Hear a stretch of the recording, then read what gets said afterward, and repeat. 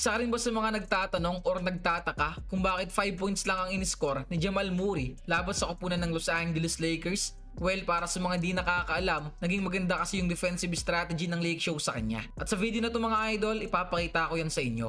Alam naman nating lahat na isa sa mga key player ng Denver Nuggets tong si Jamal. Tsaka matagal na rin kasi nito mga idol pinapahirapan ang Los Angeles Lakers. Kaso nga lang sa laban na to, mukhang nakabawi ata ang Lake Show sa kanya.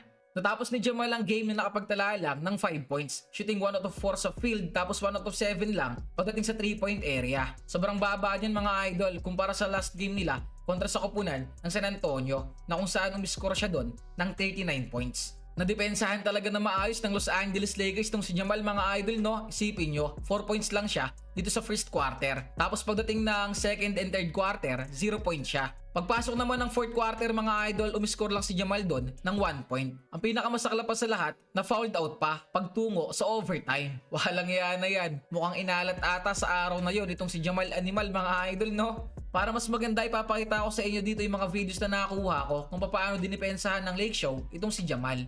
Dito sa unang video makikita natin dyan si Marcus Smart dapat ang babantay dito kay Jamal. Pero mukhang alam na talaga nila kung anong dapat gawin. Makikita natin dyan na tinuturuan dito ni Smart si AR na pumunta to sa left side na kung saan dun possible pumunta itong si Jamal. At sakto, ganun nga ang nangyari. Ang gustong palabasin ng Denver dito, dapat si AR ang magbabantay kay Jamal. Well, hindi natin sila masisisi kasi alam naman nating lahat na di hamak na mas mahusay talagang defender si Smart kumpara kay AR. So ayan, matapos gumamit ni Jamal dito ng crossover, tingnan nyo maigi si AR. Lumayo na kaagad. Pero mabuti na nga lang talaga at nakaabang dito si Marcus Smart para mag-help defense. As you can see mga idol, dino-double team na dito ng Lake Show itong si Jamal. Kaya ano pa nga bang gagawin niya? Syempre, ibibigay niya yung bola dito sa kasamahan niya.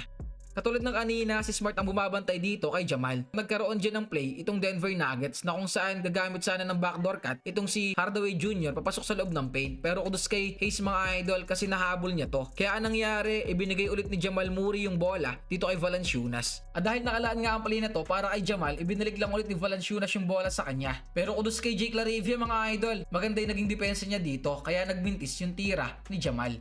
Ewan ko lang kung napansin nyo rin to mga idol. Bali ang gusto kasi mangyari ng Lake Show, di baling yung kasamahan ni Jamal Murray ang tumira. Basta wag lang talaga tong si Jamal Animal. Para mangyari yon, kinakailangan talaga ng Lake Show gumamit ng double team against dito kay Jamal. So ayan mga idol, maraming beses nga nila ginamit yung ganitong klase ng depensa against dito kay Murray. At sakto naman, nagiging successful yon kasi napipilitan talaga si Jamal na ipasa yung bola sa kasamahan niya. Katulad na nga lang din ito.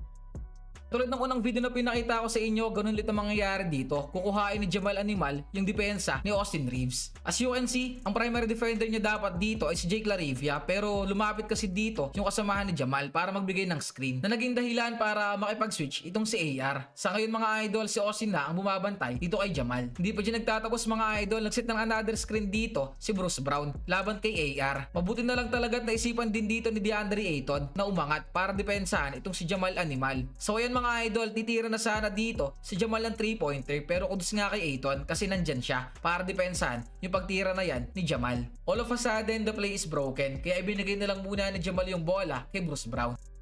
Ang pinakamasaklap pa dyan, hindi na nga makapuntos tong si Jamal, nautakan pa siya ni Lebron. So ayan, tingnan nyo maigi. Alam ni Lebron dito na mayroon ng 5 fouls si Jamal. Kaya naman nagmabilis siyang kumuha ng bola. At dahil competitive nga rin tong si Jamal, he's trying his best para madepensahan si LBJ. Kaso nga lang masyado siya naging aggressive. Kaya ayun, fouled out. Nung lalabas na sa court itong si Jamal Murray, walang yan ng mga tagahangan ng Los Angeles Lakers mga idol no. Mapangkantsaw din talaga. At inaasar nga nila dito itong si Jamal sa pamamagitan ng pagbabay. Kayo mga idol, anong masasabi nyo sa depensa na pinamalas ng Los Angeles Lakers kontra dito kay Jamal Murray? Magkomento lang dyan sa my comment section at babasahin natin yan. Maraming salamat, solid supportan nyo mga idol.